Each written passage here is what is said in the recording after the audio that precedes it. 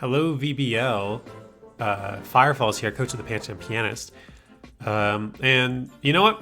At first, I didn't think I was going to be reporting this season, and I decided, you know what? Summer's right around the corner. Teaching's about to end for the year. There's probably going to have a little more time in transitioning with other things in my life, so why not?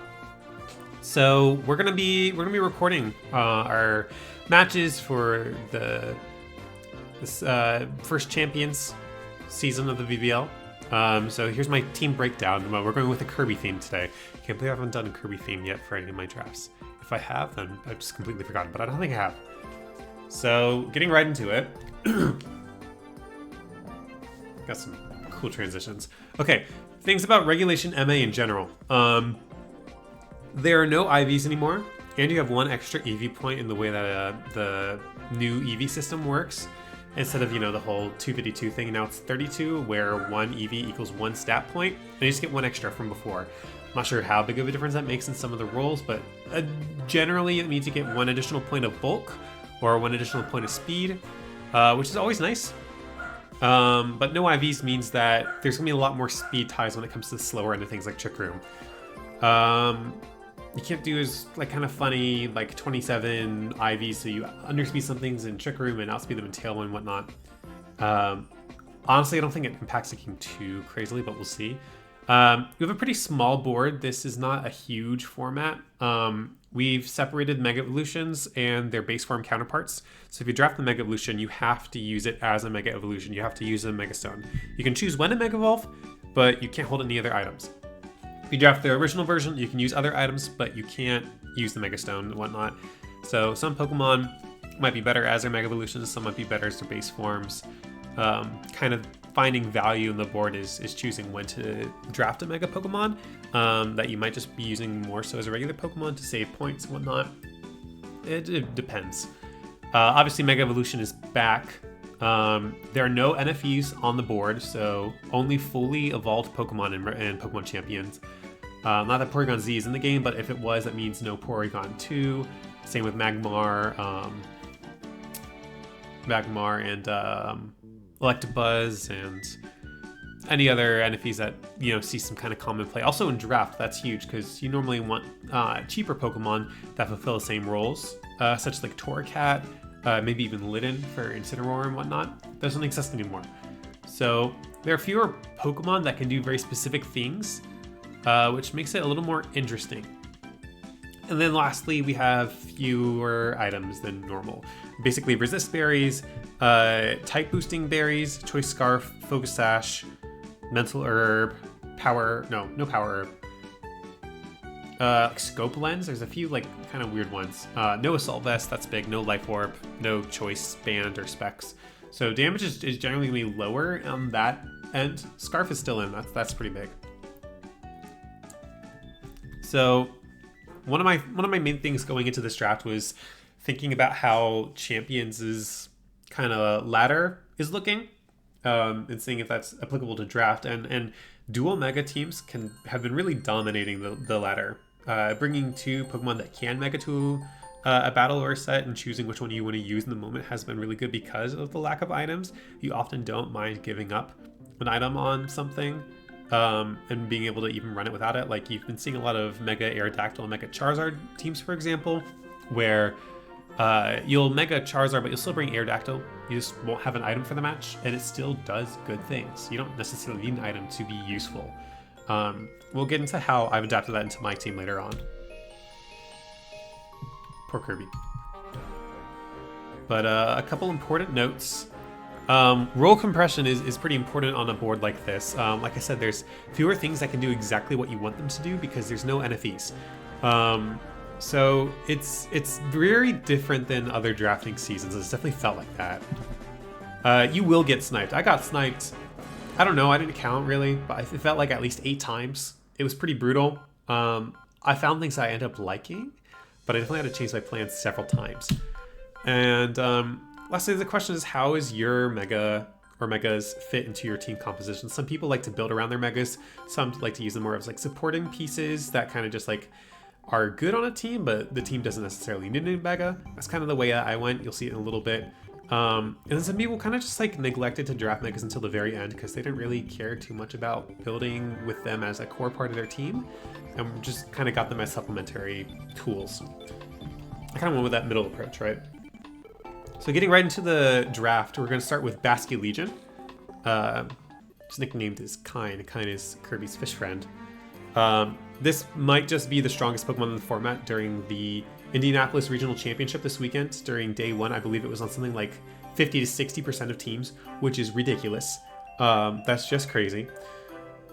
Yeah, it's very good. Adaptability is strong. Last Respects is broken. Even after one Pokemon fainting, that's 100 base power Ghost physical attack with no drawbacks, and then it only gets stronger. That's busted. It kills everything. It's also surprisingly bulky. I'm pretty sure its HP stat is 120. So even though it has low defenses, it can survive a hit if you train it to. It can boost its speed with Swift Swim, which you'll see later that I do have Politoed, so I can activate Swift Swim when I want to. Obviously, you get a lot of damage out of adaptability, and Wave Crash and the rain's going to be insane. And while it tends to be predictable on ladder, it has decent tools for supporting. It has Icy Wind, so it can be a speed control option. Obviously, all the non-stab attacks are going to do a lot less damage if you're running adaptability because you can't tear into them anymore. So it's the damage on that part, on that kind of side, will feel a little weak, but Water and Ghost just hits most things very strong for at least neutral damage, if not super effective. This thing can also run a good amount of items. You'll see Scarf pretty commonly, Sash decently. Obviously, if you run Sash, you have to run Liquidation, which is a lot weaker than Wave Crash. But it can also run bulkier sets with stuff just like Citrus Berry, Mystic Water just for like full power. Same with like Spell Tag.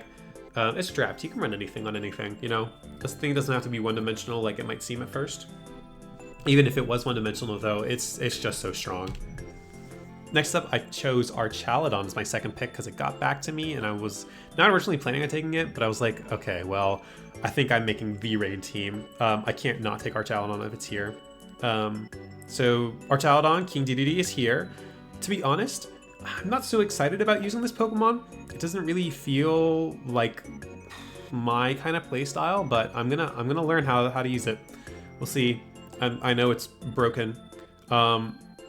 It's actually ridiculous that this thing has a signature ability that boosts its special attack, and it's an electric type move, so it's coverage at the same time, and like the boosting your special attack basically makes it stab for the turn you use it, and then it just boosts your other attacks too. It's ridiculous. This thing got nerfed, Body Press was taken away, and it's still top tier. Stamina is still very good, and talking about stamina, it has 3 very usable abilities. Sturdy is always useful. If you are afraid of a one-hit knockout, you can survive anything. That can let you invest in your speed and your special attack a lot stronger. Stamina means that you can just become this physical, bulky monster that's just never going to go down to any physical attack. And Stalwart is also useful in the case of redirectors because you can just ignore that redirection and say, you know what? I'm not going to fall for the Clefable Follow Me with my Draco Meteor and whatnot. This thing has fantastic defensive typing. It has very strong coverage options. Between like Dark Pulse and Aura Sphere, Snarl. Obviously it has the electric and steel and dragon type attacks. It's just very strong. I don't need to explain Archaladon to you. My third pick, I decided, all right, I'm gonna pick up my first Mega Pokemon. It's clear at this point that I want to kind of draft this rain mode, and Mega Manectric is just very strong on that. I did not learn, unfortunately, until after I drafted that Mega Manectric does not get Electro Web. So this thing is not as good of a speed control option as I initially hoped it would be. You still have Thunder Wave and Nuzzle, I believe. So you can still do stuff on that side, but it's not quite the beast I thought it might be in that way. But it is one of the fastest Pokemon in the format. It's very valuable before and after Mega Evolution between Lightning Rod with base form Manectric and then Intimidate after to kind of shore up weak defenses across the team. It has very high base power special attacks between Overheat and Thunder, which you can use in Rain, obviously. Just Thunderbolt neutrally is fine. Volt Switch, you're going to be doing a good amount of chip to everything. Its fire coverage threatens grass outside of Rain, which, I control, so I can choose when to set it up, when not to. It also gets good supportive options. I'm pretty sure it has some form of screens. Could be wrong about that, actually. I don't remember. It has Snarl, it has Eerie Impulse, it has a very fast Rain Dance in case I need to reset the weather. It's good. It's a good Pokemon. It's not like team defining, it's more of like a good supporting role. And that's kind of what I wanted out of Megas on this team. And we'll see that with my other Mega there. I think that's more of a build around Mon, to be honest, than this one. Next we have Politoed. Oh, no, that's Krako. Yeah. Next we have Politoed, Rick the Hamster. Before I took Politoed, right after I took Manectric, I think it was literally the pick right after, Pelipper went off the board. And I originally was planning on taking Politoed anyways, but after Pelipper went, I got scared. I was like, okay, people can obviously see I'm going for Rain. If they wanted to just take Pelipper, because it's a very solid Pokemon and you don't need to draft a Rain team to draft it, then I'm just kind of screwed. So as soon as it came back to me, I was like, okay, I have to take it now. And this mon's great. It's a bulky support. It's very especially bulky. Physical bulk can be kind of offset by Intimidate from Mega Manectric. It has Perish Song for end games where I'm up by a Pokemon and I can just win from there. It always hits harder than you expect when it's in Rain, just because of the 1.5 damage boost to its water type attacks with Weather Ball, Muddy Water. It has really good support options with like Icy Wind for speed control. Obviously it has like Helping Hand, and just Rain in general is good as a support mon. You can switch it and it's already doing something. And something I found about my team right now is you look at it and you're like, wow, this team really likes Rain, but it doesn't need it to function. Basculegion doesn't need Rain to function. Archaludon doesn't need it to function unless you're specifically clicking Electroshot. Mega Manectric doesn't need it to function. So it's nice because I have the option to bring Rain, which, you know, I probably will every week or most weeks. But I can leave it on the bench and still find effectiveness in my Pokemon outside of it. And I don't want it to feel like I have to overly rely on a Pokemon. I also think Politoed, because there's no Terra, looks better than Pelipper when you don't have to worry about a 4x weakness. And yeah, it shares Grass and Electric type of weakness with Basculegion, right? But that's less of an issue with some of the defensive pieces I have now, and like Archaludon, and I'm going to get later. Manectric being able to redirect lightning or electric type attacks is really useful. Yeah, I like it better than Pelipper. It's also a little bit faster. It doesn't have Tailwind, but I think it's a very good pick. It's also cheaper. Next, I took a 6-pointer. I was like looking at the value picks, and I kind of wanted to take this before anyone else got to it. I think fighting types are going to be very good, and I didn't find so many up on the higher tiers of the board that I was really interested in. But Toxicroak obviously fits on a Rain composition pretty well with like Dry Scan, so you can heal from like Rain. You can use Surf next to it. Yeah, I think Meta Knight's going to do a lot of great things. You have a good offensive typing. It fills some of the team's holes so far and things that it's able to hit. Yeah, and it also has Fake Out. Yeah, Fake Out, Sucker Punch. Like it's good. It's not like crazy, but it's good. This Pokemon is crazy though. Vivian Ku, which is a owl, for 10 points has 3 very good abilities, with Shield Dust, Friend Guard, and Compound Eyes. Because I am a Rain team, I don't need to run Compound Eyes except for Sleep Powders. Like Hurricanes are going to hit. So it gives me more room to run Shield Dust and Friend Guard if there's a matchup where I feel like there's really a lot of secondary effect, you know, mostly Fake Out threats, then Shield Dust can go, but Friend Guard is going to keep things alive. It makes Archaludon insanely bulky. This thing also learns screens, so it can just be an ultimate supporter for Archaludon with redirection. You know, it's very frail, but throw on a Focus Sash, it's going to at least be able to do something for one turn, take both opponents' attacks, and then Archaludon's just going crazy. Sleep Powder is really good. It's a Tailwind setter. It's not the fastest, but it can do it, and that's always useful. I'm really big on this Pokemon. I think it's very good on this team. Next up, I have Weirdeer, nicknamed Elflin. This is my Trick Room setter for 5 points. I think it's honestly pretty good. It synergizes with Basculegion because it's, you know, normal type. It doesn't care about the ghost type attacks that are coming my way. Dark type attacks, yeah, I have to worry about that a little bit more. Intimidate's good. It is the second Intimidate on my team. That's always useful. Skill Swap can do interesting things where I can, you know, set off another Intimidate with my partner Pokemon. In a pinch, I can set Rain up again by skill swapping Drizzle, which is really nice. This thing has amazing coverage. you know, it doesn't need to run its stabs to just find some kind of hole in the opponent's team and do like 50-60% of something, even without a lot of investment. And also has Frisk. You know, it's just a solid Trick Room Pokemon. Of course, you have to be worried about like stuff like Roar and Taunt and Imprison and whatnot. Mental Herb is in the game, so that is an option. I originally had Oranguru, but that cost 11 points, and Jordan made an offer for a trade, and I wanted more points after Superior got sniped for like a good grass type, so I made the trade, and I'm happy with it. I think it's going to do me a lot of good. So talking about my Trick Room core and Mega Pokemon, this is more of like a build-around Pokemon. This is kind of a star of a show when it comes to Trick Room. This is Mega Crabominal, nicknamed Waddle Dee. For 7 points, I think this thing is a steal. Its stats are honestly ridiculous. Its typing means defensively, yeah, it's going to be taking a lot of super effective attacks, but it's also going to be hitting like a lot of things that are super effective. Ice Fighting is very good. You can lower your speed further with Ice Hammer to under speed threats that might be just slower than you, but that's not going to be very many in the first place because you have a base 33 speed.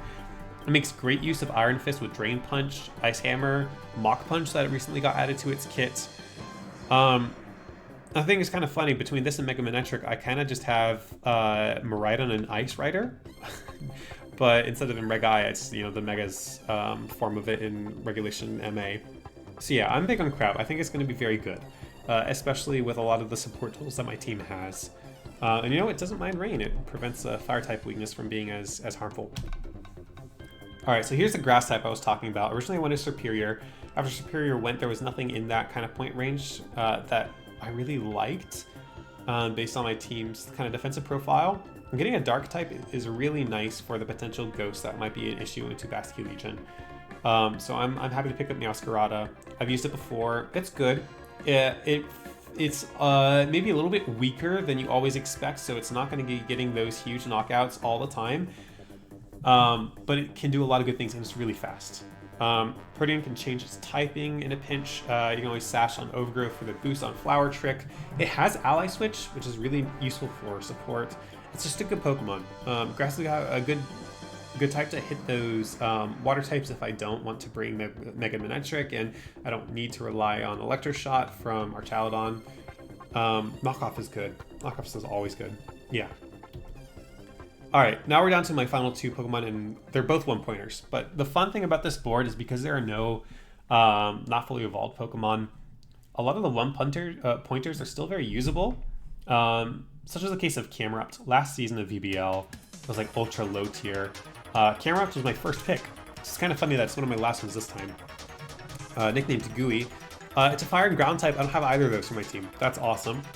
It can genuinely work as a Trick Room threat with Mega Crabominal and Weirdeer. 105 base special attack or attack, I don't remember which one's which. It's either 100 or 105 for special attack. You have Eruption. Obviously, that's like the strongest thing you have. You also have Heat Wave, Earth Power. I mean, it's just going to be doing solid damage whenever I do bring it. It's a one-pointer, so I don't expect to see it every week. But it's honestly, I feel like a very good pickup, and if I had more points, I probably would have been willing to take this all the way up to 4 points, so I'm liking the value on it. And then lastly, I wanted Lopunny as my last one as a very fast fake out and Encore user that got sniped. I was looking at Life and Rock Midnight, that got sniped. I wasn't really sure what I wanted to pick. I was looking at like Emolga and Deden, and I eventually landed on Slurpuff, who's, you know, the titular character of this team is Kirby. Fairy types are very rare in this format, I feel like. Even one-pointers can be very useful. It has anti-sleep tech with Sweet Veil, and Burden can, you know, proc off of Citrus Berry or Mental Herb, I guess. It's probably mostly Citrus Berry. Maybe White Herb if the Intimidator's coming, I guess. It's probably mostly Citrus Berry or Resist Berry. It can genuinely win in setup, or it can generally win after like setting up with Cotton Guard and Calm Mind. Draining gets just becoming this unkillable creature. With the possibility of like Unburden doubling your speed, you don't need to invest in it, and then you can just really invest in your defenses, and then after you set up, unless you get crit, you're just gonna stay alive forever with Draining Kiss. And it also has String Shot, you know, the best speed control of all time, lowering your opponent's speed by 2 stages on each side. You gotta love it. Yeah, that's the team. I'm excited to use it. I think it's pretty good. I think it has some holes. I'm not gonna point all of them out because I don't have it in front of me, and also I don't want to give you all the tips to beat me. But I think it's a pretty solid draft. Solid A tier. So I'll see you guys in the main season. We're officially in week 1, so I'll be having my battle sometime this week, and I'll update you with the next video. This will record as we fight Sly, the Waterloo Watchels. All right, thank you. See you.